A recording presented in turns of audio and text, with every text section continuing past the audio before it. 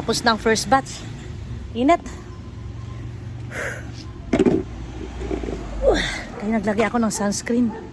Kasi sobrang init. At least, hindi masyadong masusunog ang ating mga face lock. Kasi tayo ay thunders na. Diba? Sobrang init. Next ko naman si Tyra. Ay, oo nga pala. Kailangan pala ng tubig ni Tyra. Saan ba yung lagayan ko dito?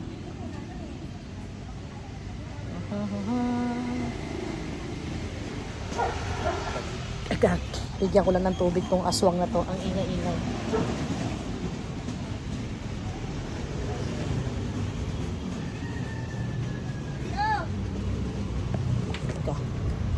Kunin ko muna yung pixel.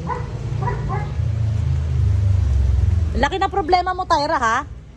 Di ka man nahimik dyan, ha? Ningangaw-ngaw niya yung mga tuta, oh. Yan. Yan. Sinong gusto ng tuta? PM mo, eh. PM mo ako. Message me. In my TikTok account. My F Burials. PM nyo ako. 4 to. 4 na mga tuta na to. Kumakain na sila. Kaya sa sinong may gusto, sige. Mag-PM lang kayo sa akin. Pero syempre, kayong kukuha dito, no? Walang free delivery kasi free na nga eh. Kaya, kayo na ang mag-pick up. Sa may gusto ng tuta, just PM me, message me. Para maibigay ko sa inyo ang location kung saan nyo pwede kunin ang tuta. 4 ang available. Kaya sa may gusto, just PM para makuha nyo kaya ang mga tuta na ito. 4 to sila, yung isa nagtatago. Ayan o. Ayan. Isa nagtago. Problema mo, ha? Ha? Papaluin kita eh. Diyan ka lang. May tubig. Tiga.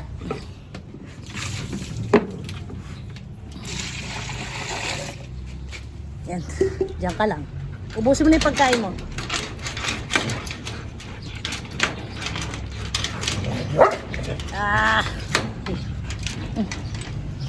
Hirap nung lock niya.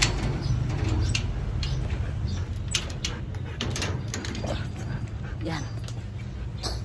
Pagkatapos ko maglaba, si Tyra naman ang linisin ko. Kasi na-busy si Jason eh.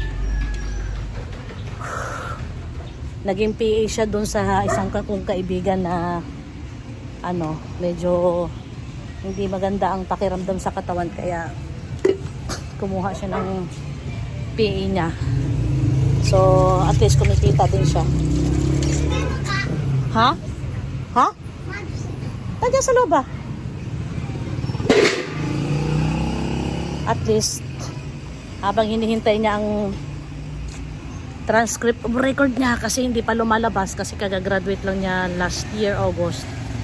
So, hindi pa siya masyadong nakakapag-concentrate mag-apply sa mga kumpanya. Pero, nag-send na rin siya ng mga applications niya sa mga airlines kasi ang line of course niya, mga airlines. Eh, buti na lang, hindi rin maselan. Yung sinabi ko na gusto mo maging PA dun sa friend ko, arawan ang sahod. Umuo naman siya at natuwa naman siya, kaya siguro 3 weeks na siya. Mag 3 weeks na siya. Nag-enjoy naman siya kasi nakakapunta siya sa iba't ibang lugar, nakakasalamuha siya ng mga professional and dignitaries na mga tao, mga retired personnel na may mga position before. Yan, natutuwa siya kasi ini-introduce siya, nakakakilala siya ng connection. And then, nakakain siya sa mga 5-star restaurant, sa mga hotel. Ayan, kasi doon ang meeting ng friend ko. Kaya tuwan-tuwa siya. Pati din yung friend ko tuwan-tuwa kasi marunong daw yung anak ko. Diba, marunong sa documents. Isang instruction lang yan na, Jason, gawin mo to. Yan, gawin mo to. Yan. Pero syempre, kinokorek pa rin niya. Kasi bago lang naman si Jason sa documentation na ginagawa niya. Na kinokorek pa rin siya. Pero hindi correct na dahil mali-mali. Correct lang kasi may kulang, ganyan. Kulang ng kama, o wordings, yung ganyan, o ganon. Kaya at least itong anak ko, hindi maarte, hindi maselan na porket graduate siya, ayaw niya ng ganong trabaho, di ba? Ang sabi ko sa mga anak ko, ang importante, legal, hindi illegal na trabaho, malinis sa trabaho. Ang importante, sasahuran ka ng maayos at pinapakain ka ng maayos. Walang maganda at mataas na posisyon na pag-graduate mo makuha mo kagad. Sabi ko sa anak ko, step by step, sa hinay-hinay, sa experience mo ng experience sa trabaho, makukuha mo rin yung magandang posisyon. Kaya tiyaga lang, tiyaga. Kung wala kang tiyaga, malabo mo makuha yung posisyon na gusto mo, diba? Syempre may failure, may mga tao na failure ka agad ang hinaharap, may tao naman na success agad ang hinaharap pero may failure, diba? Kaya sabi ko sa anak ko, di baling dahan-dahan na pagtatrabaho, dahan-dahan na pag-asenso, at least hindi ganun kasakit ang impact na masaktan ka dahil hindi mo na-achieve yung goal na gusto mo. So itong mga anak ko naman, lahat naman to nakikinig sa mga advices ko kasi nire-refer ko lagi ang sarili ko sa kanila. Sinasample ko lagi mga sarili ko sa kanila na hindi ko narating kung anong mga meron ako ngayon kung hindi ko pinagtiyagaan, hindi sa dahan-dahan, at higit sa lahat, dasal. That's the most important. Lahat ng gagawin natin sa buhay, samahan natin dasal at i-priority natin ang dasal. And most especially, trust God. Dahil lahat yan magaganap, mangyayari, at matutupad lahat ng pangarap.